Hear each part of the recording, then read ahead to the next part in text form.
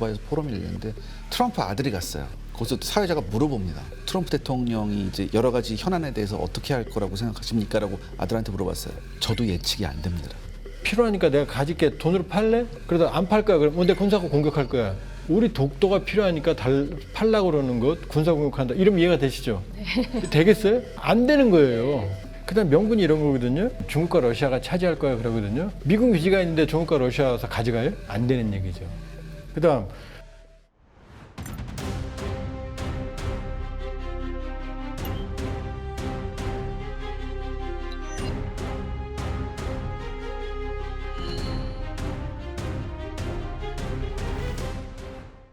뭐 이렇게 상황이 달라서 힘으로 점령하지는 못할 거다라는 두 분의 말씀이신 것 같은데, 그런데 힘으로라도 갖겠다라고 직접 언급을 한 지역이 바로 그린란드거든요. 네. 그린란드 같은 경우에는 앞서서 이제 박사님께서 항로 이제 패권을 가지기 위해서 북극 항로를 이제 열게 되면 아무래도 패권을 가지고 올 수 있으니 그린란드를 노리는 것이다라고 이제 배경 설명은 해주셨는데, 과연 군사적으로 개입을 해서 이걸 가지고 올 수 있을 것인가 물음표긴 하거든요. 저는 군사력으로 합병할 가능성은 좀 낮다고 봐요.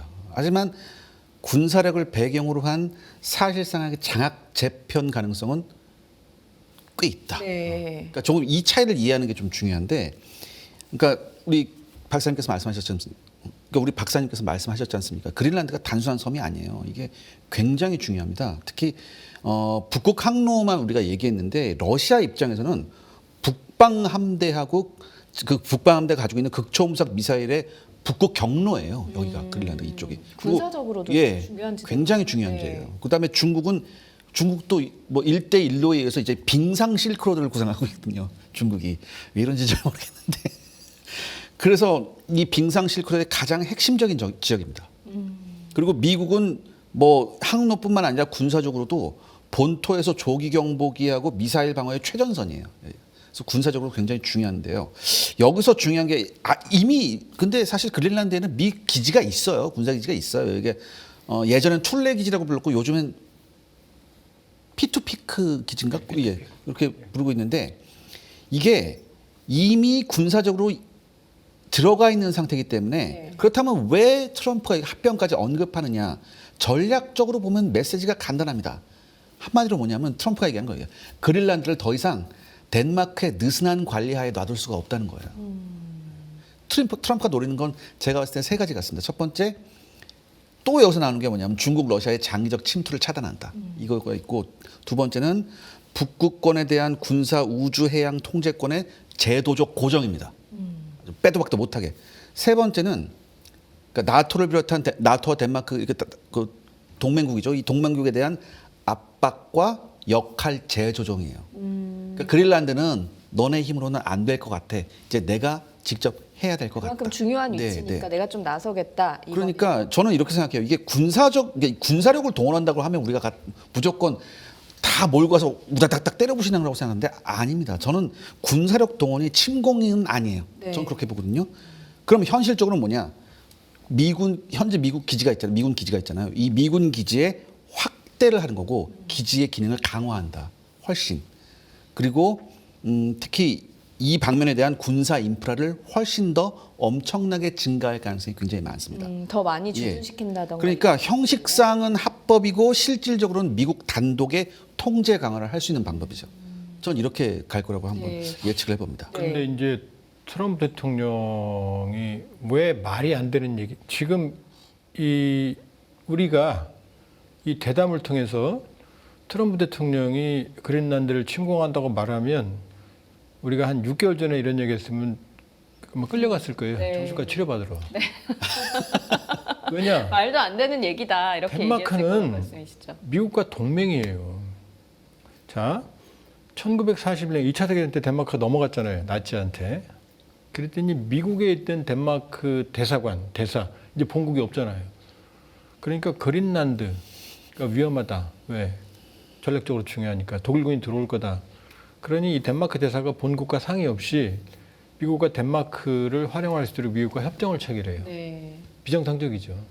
그래서 미국이 덴마크에 들어가고 실제로 교전에서 독일군을 쫓아내요. 그랬더니 51년 이걸 미국과 덴마크가 공식적으로 이제 방위 협정을 체결합니다. 아, 맞아. 이래가 중요. 왜? 아까 이세환 선생이 말씀하셨지만 북극은 우주 관측의 최적지예요. 인공위성. 두 번째, 소련에서 미국으로 넘어오면 최단거리예요. 그러니까 비행기들이 이 지구 공면 효과 때문에 이렇게 안 가요. 북극으로 가요. 이렇게. 네. 최단거리니까. 그러니까 만약에 북극으로 탄도미사일을 날리게 되면 굉장히 거리를 절약할 수 네. 있죠. 어마어마하죠. 만 킬로만 날아가면 다 때릴 수 있거든요. 그래서 이제 그 툴레, 지금 피터필 기지로 있는 거고 그렇게 했거든요. 그러니까 조금 이해가 안 갈 때 쉽게 말씀드릴게요. 이제 일본과 미국이 상호 방위 조약 체결했잖아요. 네. 오키나와에 지금 구텐마 공군기 큰 거 있거든요. 미국이 야 오키나와 중국제 필요하니까 내가 가질게 돈으로 팔래? 일본한테. 그러다 안 팔 거야. 그럼 내 군사고 공격할 거야.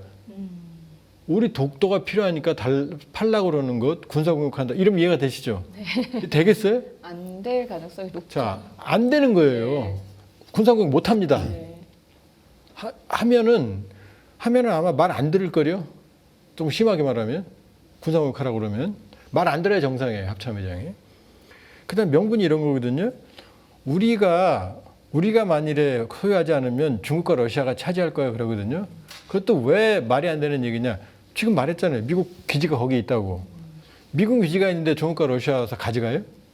안 되는 얘기죠. 그다음 안보적으로 중요해. 지금 덴마크의 협정에 의하면 미국은 얼마든지 기지를 자유롭게 활용할 수 있고 심지어 마음대로 확장할 수도 있게 돼 있어요. 통보만 하면 돼요. 네. 미국이 이 기지를 쓰는데 아무런 거리낌이 없어요. 자, 그 다음에 뭐 히토류가 탐나, 우라늄 탐나. 자, 일단 이누이트족들이 개발이 아주 부정적이고 덴마크나 이 그린란드 이 자치 정부의 입장은 그래 자원이 필요하면 같이 개발하자. 미국 가지게 될 명분이 하나도 없잖아요. 네. 하나도 없죠. 그러니까 지금 미국 의회에서 어떤 일이 벌어져요. 한쪽은 이 그린란드 포섭할 거야 법안. 한쪽은 공화민주합동으로 절대로 그린란드에 군사력을 투사할 수 없다라는 법안이 동시에 발행이 돼요. 그러니까 지금 트럼프가 얘기하는 군사 저거는 저 말 한 거로도 아마 역사적으로 제가 보기엔 트럼프 대통령의 그 말에 대해서 두고두고 남을 거예요. 동맹이 동맹을 침공한단 말을 한 거거든요. 그 히틀러 같은 인간만 하는 거예요. 독소 불가침조약 깨고 침공했잖아요. 히틀러하고 뭐가 달라요 지금 그러면은. 동맹이 어떻게 동맹을 군사적인 근데 그 말을 아무렇지도 않게 지금 언론에서 한다는 거예요. 아, 군사적 침공 가능성 어떻게 생각하십니까? 동맹을 어떻게 침공을 합니까? 동맹을 배신하는 거지. 이제 그럼 동맹의 근간을 흔드는 일이 돼 버리니까 네. 그건 좀 곤란하고 사실 그래서 지금 미국은 그린란드 내부 여론을 활용한 방법을 좀 많이 쓰고 있습니다. 실제 그린란드는 좀 독립 여론이 좀 꽤 돼요. 우리 생각보다 네. 꽤 되고 여기에 만약에 미국이 들어가서 이걸 한번 생각해 보세요. 미국의 안보 보장을 확실히 해주고 투자 일자리 해주고 보장도 해주고 인프라 자원을 카드로서 내민다. 이렇게 되면 저는 가능성이 낮지 않습니다. 왜냐하면 이렇게 되면요 실질적으로 캐시를 쥐어준다든가 뭐 이런 제가 말씀드린 이렇게 되면은 회유책을 네, 쓰는 말씀이시죠? 덴마크에서 미국주로 기울어진 선택지를 만들 수 있을 가능성이 저는 있다고 보거든요. 그리고 지금 뭐 러시아하고 중국이 그린란드를 먹는다가 아니라 북극권에 러시아하고 중국이 북극권에 들어왔을 때 이거를 막을 수 있는 최적의 기지가 그린란드라는 얘기거든요. 네. 그러니까 트럼프는 이거예요. 지금 이 북극권 경쟁에서 내가 밀리면 안 된다. 이거로 그린란드를 지금 안 잡으면 안 된다. 이렇게 되는 거예요. 그래서 지금 트럼프 말이 계속 과격해지고 있는 거거든요. 근데 이게 절차를 좀 말씀드리면 그린란드는 고도의 자치권을 가지고 있어요.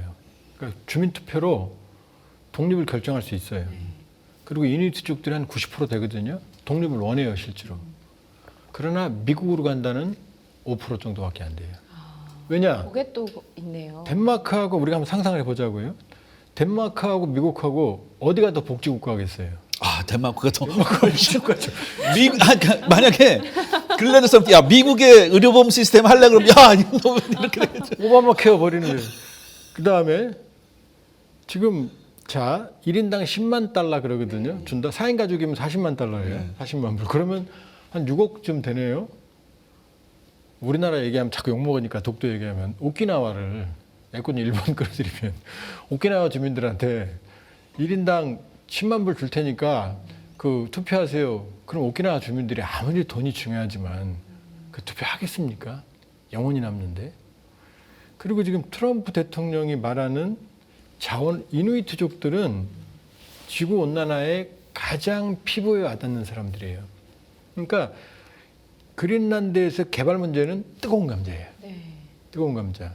근데 트럼프 대통령이 그린란드를 가져가면 분명히 뭐 땅 받고 뭐 뒤집어 엎고 이런 일이 벌어질 텐데 또 이누이트족들은 개발을 조상신에 대한 어떤 모독으로 여기거든요. 그러니까 그린란드 지금 조용히 작업을 해서 아무도 모르게 이렇게 포섭을 했다. 그러면 그래도 힘든데 돈 주고 살게 팔어? 안 그러면 때릴 거야? 쉬운 방법 없으면? 이런 데 넘어가겠어요?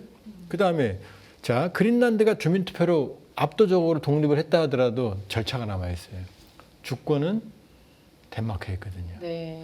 덴마크가 그린란드 독립을 막을 수도 없지만 네. 무한정 지연시킬 수가 있어요. 최종 승인은 그린란드 의회에 있거든요. 그러니까 이후에 독립하는 과정을 뭐 미주알, 고주알, 세워라, 내워라 수십 년을 끌 수가 있어요. 유럽이 잘하는 거죠. 그렇죠. 그러니까 이런 절차들을 봤을 때 이런 걸 뛰어넘고 트럼프 말대로 넘어간다? 될 리가 없죠. 될 리가 없죠. 이미 감정을 자극시켜 놓은 거예요. 그러니까 그린란드 총리가 지금 미국과 이 첫 협상 직전에 뭐라고 말했어요? 차라리 그린란드에 덴마크에 남겠다. 쉽지 않아요. 쉽지 않은 게 아니라 군사 공격은 불가능하다. 네. 하면 지정신이 아니다. 제가 아, 그럼요. 이건 군사 공격은 오히려 굉장히 쉽습니다. 네. 뭐 있어요? 그냥 가서 그냥 후다닥 하면 되지. 공격할 거 없어요. 그냥 가면 돼요. 근데 이거는 재앙으로 나와요. 결과가 굉장히 재앙. 이거는 네. 한마디로 나토 내부 무력 충돌로 해석될 수 있어요. 그다음에 만약에 그린란드를 이런 식으로 해보세요. 그럼 뭐 이게 러시아하고 중국한테 명분을 주는 선례가 됩니다. 야, 너도 그렇게 했잖아. 어떡할 거예요? 미국이 만약에 힘으로 지도를 바꿔버린다? 지금 러시아하고 그냥 박터지게 싸우고 있는데, 야, 너하고 똑같은 논리로 지금 내가 우크라이나하고 하고 있다. 중국도 마찬가지죠. 네. 너하고 똑같은 논리로 내가 지금 대만하고 이렇게 하고 있다. 네. 이거 어떻게 될 거예요? 그러면 중국이 화내죠. 똑같지가 않죠. 왜냐면 베네수엘라는 다른 나라지만 중국은 하나의 중국 원칙이어서 내 거라고 생각하잖아요. 그러니까 한마디 이거죠. 미국도 했는데 내가 왜 못해가 된다. 나는 더 정당한 거죠. 내 세력관 안에서. 네. 이런 명분을 줘서는 안 되거든요. 아무리 트럼프라고 한들 그렇게까지는 나아가기에는 여러 절차에서 뭐 못합니다. 일단 의회가 예산을 써야 될 거 아니에요. 미국 의회가 그린란드 동맹의 땅을 침공하는데 예산을 배정하고 그걸 승인해 주겠어요? 네. 그건 전쟁행위거든요. 그건 그냥 군사기습이 아니에요. 네. 전쟁행위라고 해요. 동맹에 대한 전쟁 포고를 해야 되는데 의회 승인 안 해주죠. 군사작전에도 2달 내에 의회 보고하고 승인을 받아야 되는데 미국 의회가 아무리 무력하다 한들 그린란드를 침공한 동맹을 침공한 트럼프 대통령의 군사작전을 정당하다고 승인해 주겠습니까? 할 리가 없죠. 근데 그린란드는 지금 너무 갖고 싶은 지금 트럼프잖아요. 그래서 제가 처음에 말씀드렸죠. 지금 트럼프는 계속 말로 하면서 항상 군사적 옵션이 있다는 것을 상대방한테 테이블에서 항상 말을 합니다. 네. 물론 박사님께서 명쾌하게 말씀해 주셨잖아요. 그럴 일은 없어요. 하지만 유럽이 지금 가장 큰 딜레마가 뭐냐면 트럼프 저 인간을 못 믿는 겁니다. 이 인간을 믿을 수가 없잖아요. 이번에 베네수엘라 공습으로 또 네. 그걸 확인한 것 같아요. 그러니까 이 인간을 이 인간이 하면 안 돼요. 그러니까 이 대통령을 믿을 수가 없기 때문에 그럼 믿을 수가 없다는 건 뭐냐면 그 다음에 저 사람의 행동이 예측이 안 되거든요. 네. 굉장히 재밌는 얘기를 해드릴게요. 지난 12월에 두바이에서 포럼이 열렸어요. 두바이에서 포럼이 열렸는데 트럼프 아들이 갔어요. 트럼프 주니어가 갔어요. 그래서 거기서 트럼프 주니어가 거기서 인터뷰를 했는데 거기서 사회자가 물어봅니다. 아, 트럼프 대통령이 이제 올 새해에 어떤 일을 어떻게 알고 지금 여러 가지 현안에 대해서 어떻게 할 거라고 생각하십니까? 라고 아들한테 물어봤어요. 저도 예측이 안 됩니다라고요. 아들이요. 네, 아들이. 그래서 그 사회자가 정말 열받아서 또 물어봅니다. 뭐래? 한간에 들리는 소문에 의하면 트럼프 대통령이 3번째 대통령 선거에 나온다는 얘기가 돌고 있는데 그건 어떻게 생각하세요? 라고 하니까 뭐라고 하는지 아세요? 저도 그것도 예측할 수 없습니다라고요. 아들이. 아니라고 안 했는데. 아니라고. 그러니까 이건 뭐 미국의 헌법을 바꿔야 되는지 네. 모르겠는데 그 정도로 지금 아무도 트럼프를 예측을 못 해요. 네. 물론 굉장히 강한 블러핑을 하면서 왜냐하면 강하게 이렇게 말하는 것은 어떻게든 상대방을 협상 테이블로 끌고 나와서 그 협상 테이블에서 자기한테 굉장히 유리한 방향으로 모든 것을 설정하고 진행시키겠다는 얘기겠죠. 네. 근데 그 방법이 지금까지 우리가 알고 있던 전통적인 외교 방법은 전혀 아니라는 것은 사실이거든요. 네. 우려가 되는 게 우리가 알던 미국이 지금 아니에요. 일기 때만 해도 있었던 어른들의 축이 없어진 게 아주 뼈아픈 게 트럼프는 원래 공화당이 아니고 굴러 들어온 돌이거든요. 그렇죠. 일기 때 굴러 들어와 보니까 아무도 아는 사람이 없잖아요. 그러니까 우리 이세한 선생님 국방부 장관 시키고 우리 앵커님 문화부 장관 이렇게 한 거예요. 충성파도 아닌데. 그러니까 막 하려니까 막는 거죠. 하지 말라고. 근데 그때 공부를 했단 말이에요.